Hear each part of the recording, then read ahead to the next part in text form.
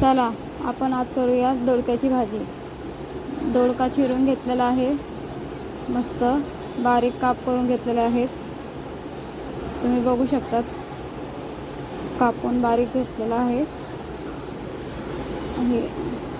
आता मी तुम्हाला साहित्य दाखवते आहे। हळद, मीठ आणि मालवणी मसाला। मालवणी मसाला घेतलेला आहे 2 चमचे आणि ही चण्याची डाळ घेतलेली आहे, म्हणजे याला हरभऱ्याची डाळ बोलतात। स्वच्छ धुवून घेतलेली आहे ती। आता मी वाटण दाखवत आहे मी काय काय घेतलेलं आहे। सुकं खोबरं घेतलेलं आहे, तो मस्त भाजून घेतलेला आहे। मसाला, कांदा, कोथिंबीर, लसूण, अद्रक, मिरची हे सर्व भाजून घेऊन वाटण करून घेतलेलं आहे। सर्व याचं मसाला भाजून घेतलेला आहे आणि त्याचं वाटण केलेलं आहे। तुम्ही बघू शकता मसाला चांगला लालसर भाजायचा। तुम्ही बघू शकता हे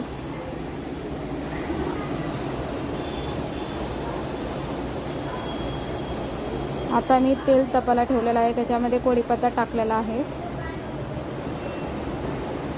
तेल तापल्यावरती मसाले सोडायचे आहेत सर्व। मी तुम्हाला दाखवलेत आहेत मसाले, पण ते टाकणार आहे आता। तेल तापलेलं आहे, मस्त कढीपत्ता पण हे झालेला आहे। आता मसाले सोडते, त्यात सोडलेले आहेत। आता मस्त एकजीव करून घेऊन वाटलेला मसाला टाकायचा आहे।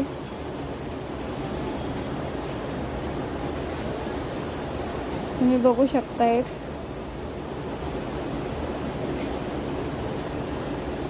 आता वाटलेला मसाला तो टाकायचा आहे। मस्त तेल सुटेपर्यंत त्याला एकजीव करत राहायचं आहे। तेल सुटेपर्यंत टाकलं, मग त्याच्यावरून दोडका, हरभऱ्याची डाळ ती टाकायची आहे।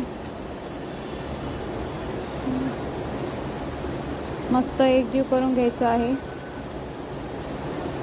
तर याला तेल सुटेपर्यंत मसाल्याला हलवत राहायचं आहे, एकजीव करून घ्यायचं आहे।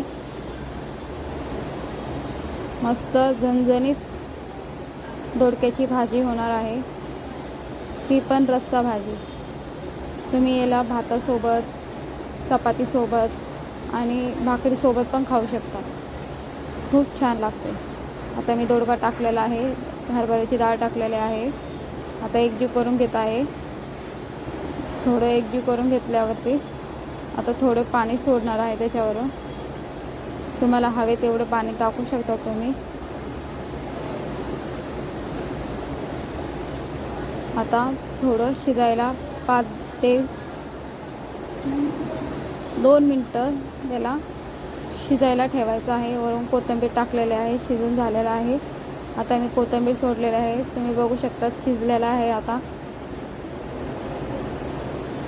मस्तपैकी शिजलेला आहे, हरभऱ्याची डाळ पण शिजलेली आहे, दोडका पण शिजलेला आहे।